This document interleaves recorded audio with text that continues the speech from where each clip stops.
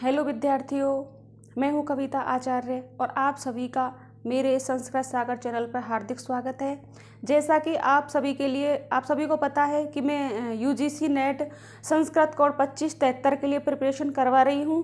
तो पिछली वीडियो में मैंने आप लोगों के लिए वेदों का जो सामान्य परिचय है, यानी कि सबसे पहला हमारा टॉपिक जो दे रखा है वो है वैदिक साहित्य का सामान्य परिचय, और उसमें वेद के बारे में मैंने आपको बताया था। वेद की परिभाषा और व्युत्पत्ति आप लोगों ने पिछली वीडियो में पढ़ी थी।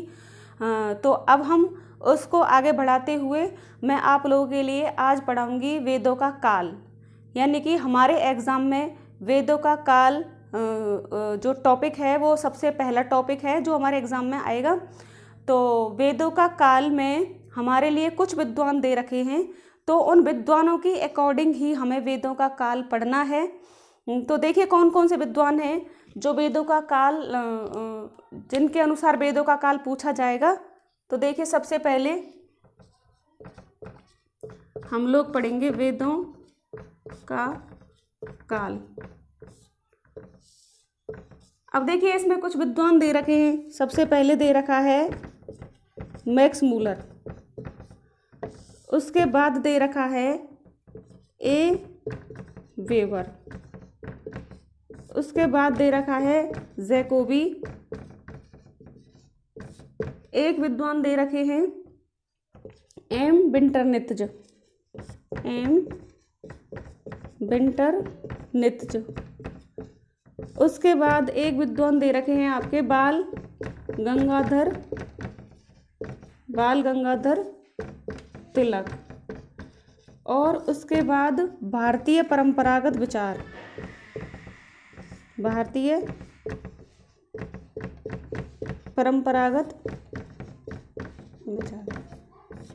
यानी कि हमारे जो एग्ज़ाम में आएगा वो इन विद्वानों के अनुसार ही पूछा जाएगा वेदों का काल। तो हमें इन्हीं विद्वानों की अकॉर्डिंग पढ़ना है।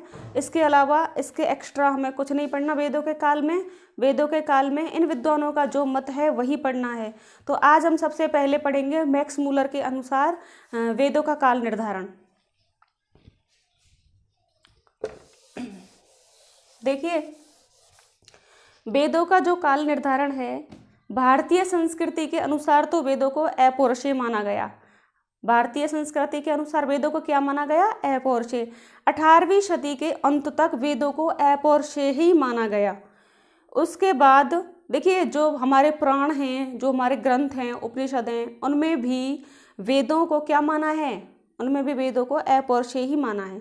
लेकिन कुछ पाश्चात्य विद्वानों ने आकर के यानी कि विद्वानों ने क्या किया, जैसे कि किसी चीज़ पर कोई खोज है, किसी उत्खनन पर कोई अभिलेख प्राप्त हुआ, कोई भूगर्भीय ऐसा कोई अभिलेख प्राप्त हुआ, उससे क्या है उनके आधार पर कुछ पाश्चात्य विद्वानों ने वेदों का काल निर्धारण किया है।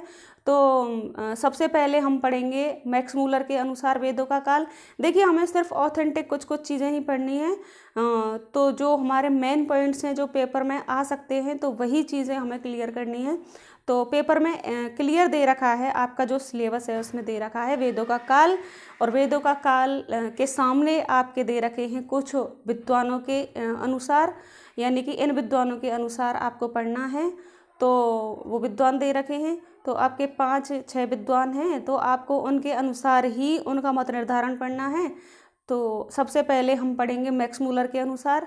तो मैक्स मूलर के अनुसार वेदों का काल निर्धारण। मैक्स मूलर के अनुसार देखिए मैक्स मूलर ने वेदों का जो काल है वो गौतम बुद्ध का आविर्भाव माना है। वेदों का जो काल निर्धारण क्या माना है? गौतम बुद्ध का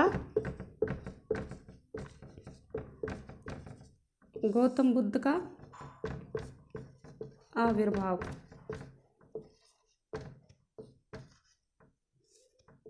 गौतम बुद्ध का आविर्भाव माना है, यानी कि इन्होंने माना है मैक्स मूलर ने कि वेदों का जो काल है वो गौतम बुद्ध के जन्म से पूर्व हो गया होगा, ऐसा इन्होंने माना है। क्योंकि वैदिकी हिंसा का खंडन वैदिक हिंसा का खंडन गौतम बुद्ध ने किया था। गौतम बुद्ध ने किया था। वैद्य की हिंसा का खंडन गौतम बुद्ध ने किया था। तो इन्होंने माना कि जब वैद्य की हिंसा का खंडन गौतम बुद्ध ने किया था तो यानी कि वेदों का काल गौतम बुद्ध के जन्म से पूर्व होना चाहिए था। तो इन्होंने गौतम बुद्ध का आविर्भाव, मैक्स मूलर ने माना कि गौतम बुद्ध का जो आविर्भाव था उससे पहले वेदों का काल निर्धारित इन्होंने किया। तो देखिए इन्होंने जो वेदों का जो काल है उसके 4 निर्धारण किए हैं, मतलब 4 समयों में बांटा है उनको। तो देखिए कौन कौन से वो 4 समयों में मैक्स मूलर ने विभाजित किया है। सबसे पहले इन्होंने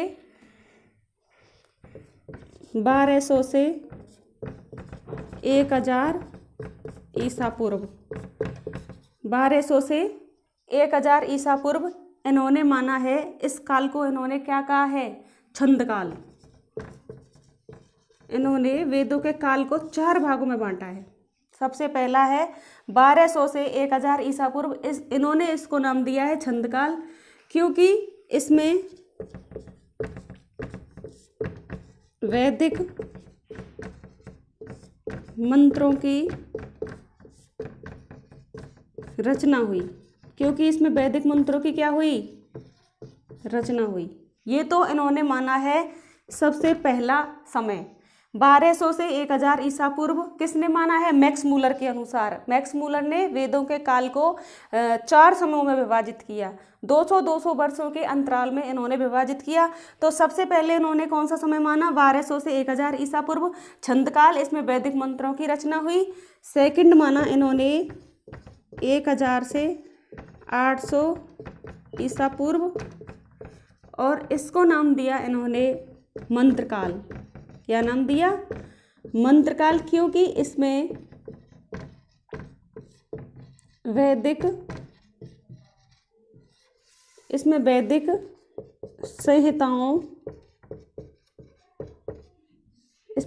संहिताओं की रचना हुई। इसमें क्या हुआ? वैदिक संहिताओं की रचना हुई। थर्ड माना इन्होंने 800 से 600 ईसा पूर्व, 800 से 600 ईसा पूर्व, और इसको नाम दिया इन्होंने ब्राह्मण काल। क्या नाम दिया इन्होंने? ब्राह्मण काल, क्योंकि इसमें ब्राह्मण ग्रंथों की रचना हुई। ब्राह्मण ग्रंथों की रचना हुई।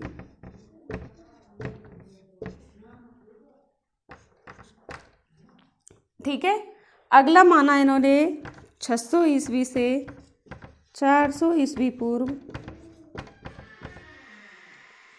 600 से 400 ईस्वी पूर्व, और इसको इन्होंने कहा सूत्रकाल। इसको क्या कहा? सूत्रकाल, क्योंकि इसमें श्रौत्र सूत्रों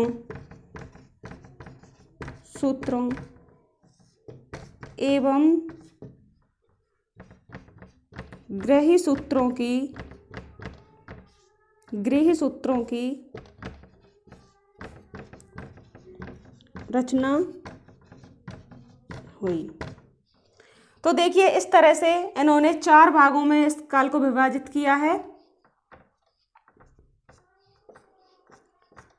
4 काल माने हैं इन्होंने। मैक्स मूलर के अनुसार हम लोग पढ़ रहे हैं वेदों का काल। तो मैक्स मूलर ने हमें मेन पॉइंट्स इसमें से ये चीज़ याद रखनी है। सबसे पहला पॉइंट मैक्स मूलर के अनुसार हमें क्या याद रखना है कि मैक्स मूलर ने गौतम बुद्ध के जन्म को वेदों के काल का, गौतम बुद्ध का जो जन्म है, गौतम बुद्ध के जन्म के आधार पर इन्होंने वेदों के जो काल का मत निर्धारित किया है। सबसे पहली लाइन तो हमें ये याद रखनी है कि इन्होंने गौतम बुद्ध के जन्म को वेदों के काल का वो निर्धारित किया है। सेकंड हमें ये बात याद रखनी है, क्योंकि इन्होंने जो गौतम बुद्ध थे उन्होंने वैद्य की हिंसा का खंडन किया था, और वैद्य की हिंसा का खंडन किया था इसका मतलब क्या था कि गौतम बुद्ध का जन्म हुआ होगा उससे पहले ही वेदों की रचना हो गई होगी, तभी तो गौतम बुद्ध ने वैदिक की हिंसा का खंडन किया होगा। तो इस वजह से इन्होंने गौतम बुद्ध के जन्म को इसका आविर्भाव माना। और उसके बाद उन्होंने वेदों के काल को 4 भागों में विभाजित किया, 4 कालों में। गौतम बुद्ध के जन्म को नहीं, इन्होंने वेदों का जो काल है उसको 4 भागों में विभाजित किया। तो सबसे पहले है 1200 ईसा पूर्व से 1000 ईसा पूर्व, उसका नाम इन्होंने छंद काल दिया क्योंकि इसमें वैदिक मंत्रों की रचना हुई। सेकंड है 1000 ईसा पूर्व से 800 ईसा पूर्व, इसको इन्होंने मंत्रकाल नाम दिया, इसमें वैदिकी संहिताओं की रचना हुई। और 800 से 600 ईसा पूर्व, इसको इन्होंने ब्राह्मण काल नाम दिया, इसमें ब्राह्मण ग्रंथों की रचना हुई। उसके बाद 600 से 400 ईसा पूर्व, इसको इन्होंने सूत्रकाल कहा क्योंकि इसमें श्रौत्र सूत्रों एवं गृह्य सूत्रों की रचना हुई। तो ये हो गया मैक्स मूलर के अनुसार वेदों का काल निर्धारण। तो ये चीज़ हमें याद रखनी है। तो यानी कि देखिए उसके बाद क्या हुआ,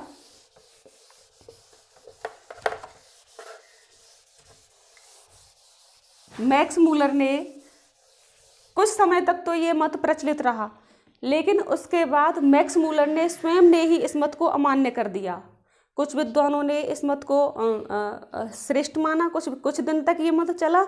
उसके बाद स्वयं मैक्स मूलर ने इस मत को अमान्य घोषित कर दिया क्योंकि 1400 ईसा पूर्व क्या हुआ, बोगास कोई का अवलेख आ गया। तो उस अवलेख के कारण इन्होंने क्या कर दिया, अपने इस मत को अमान्य कर दिया। ठीक है। उसके बाद सेकंड पढ़ेंगे हम ए वेबर के अनुसार। ए वेबर के अनुसार देखिए, ए वेबर कहते हैं, वेदों के काल निर्धारण के बारे में बताते हैं कि वेदों का काल निर्धारण तो हो ही नहीं सकता। वेदों का काल निर्धारण करना तो सर्वथा व्यर्थ है क्योंकि वेदों का काल तो हम लोग निर्धारित कर ही नहीं सकते। हमारे पास ऐसे उपलब्ध साधन नहीं है जो हम उस समय तक पहुंच सकें। तो इन्होंने अपनी एक पुस्तक है इनकी, हिस्ट्री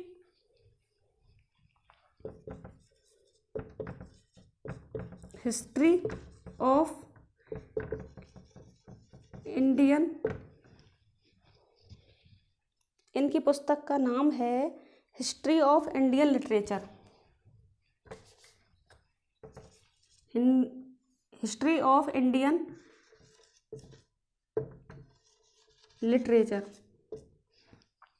तो देखिए, इन्होंने अपनी इस पुस्तक में हिस्ट्री ऑफ इंडियन लिटरेचर में कहा है कि वेदों का समय पता लगाना सर्वथा व्यर्थ है। यानी कि हमें वेदों का पता हम नहीं लगा सकते, वेदों के काल का पता हम नहीं लगा सकते। तो वेदों के काल का पता लगाना सर्वथा क्या है, व्यर्थ है, ऐसा ए वेबर कहते हैं।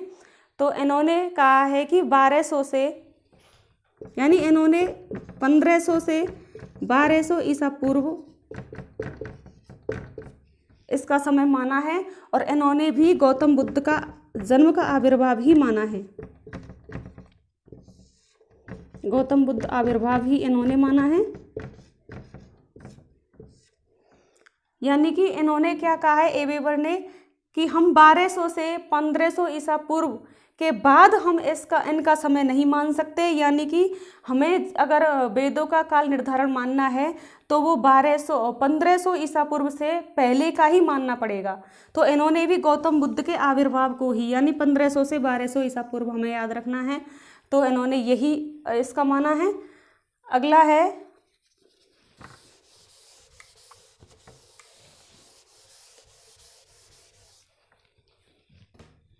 थर्ड है आपका जैकोबी।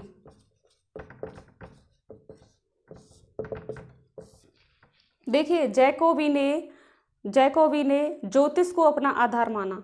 वेदों के काल निर्धारण में जैकोबी ने क्या माना, ज्योतिष को अपना आधार माना। यानी कि इन्होंने ध्रुव तारे को आधार मान करके वेदों का काल निर्धारण किया। ध्रुवम पश्य विवाह संस्कार की एक विधि होती है। विवाह संस्कार की एक विधि है। यानी कि इसका मीन्स है यानी कि ध्रुव तारा भी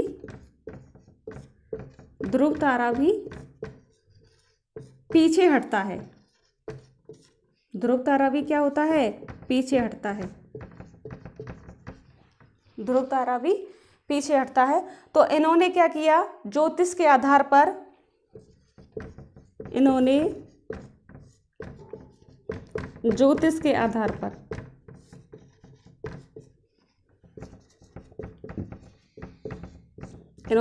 के आधार पर वेदों का काल निर्धारण किया है।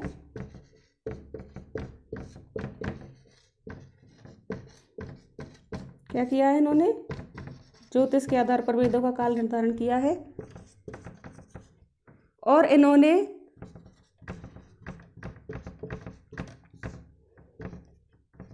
वेदों का काल 4500 से 2500 ईसा पूर्व माना है। इन्होंने कितना माना है? 4500 से 2500 ईसा पूर्व। हमें ये याद रखना है, जैकोबी के अनुसार 4500 से 2500 ईसा पूर्व, यानी कि इन्होंने ज्योतिष को अपना वेदों का काल निर्धारण माना, ज्योतिष के अनुसार इन्होंने माना, मतलब काल निर्धारण। तो इस तरह से आज हमने मैक्स मूलर के अनुसार पढ़ा, ए वेबर के अनुसार पढ़ा और जैकोबी के अनुसार पढ़ा। तो हमें मेन पॉइंट्स ही इन तीनों के याद रखने हैं। मैक्स मूलर के अनुसार तो आप लोगों ने गौतम बुद्ध पढ़ा है कि गौतम बुद्ध का आविर्भाव माना है इन्होंने, उसके अनुसार ही उन्होंने अपना काल निर्धारण किया है। उन्होंने 4 कालों में इस समय को विभाजित किया, 1200 से 1000 ईसा पूर्व और 1000 से 800 ईसा पूर्व, 800 से 600 और 600 से 400, यानी उन्होंने 200 वर्षों के अंतराल में इस काल को निर्धारण किया है। उसके बाद वो मत अमान्य घोषित हो गया। फिर उसके बाद सेकंड में हमने पढ़ा ए वेबर के बारे में। तो ए वेबर ने अपने अनुसार कुछ नहीं कहा और उन्होंने तो अपनी पुस्तक में ये भी लिख दिया कि हमने तो जो वेदों का जो काल निर्धारण हम लोग कर रहे हैं वो हम अपना समय बर्बाद कर रहे हैं, वो सर्वथा व्यर्थ है, यानी कि वेदों का काल हम निर्धारित नहीं कर सकते हैं। तो उन्होंने भी गौतम बुद्ध के जन्म का आधार मान लिया। फिर उसके बाद थर्ड में हम लोगों ने जैकोबी के बारे में पढ़ा और जैकोबी ने ज्योतिष के आधार पर वेदों का काल निर्धारण किया, यानी कि उन्होंने ध्रुव तारे के आधार पर कहा कि ध्रुव तारा भी पीछे हटता है। तो उसके क्रम के आधार पर ज्योतिष में जो दे रखा है तो 4500 से 2500 ईसा पूर्व उन्होंने अपना माना। तो इस तरह से आज हमने 3 विद्वानों के बारे में पढ़ा, 3 विद्वानों के अनुसार हमने वेदों का काल निर्धारण पढ़ा। आगे जो बचे हुए हैं विद्वान उनका हम अगली वीडियो में पढ़ेंगे अच्छे से। तो आज इस वीडियो में इतना ही। आप सभी के लिए धन्यवाद।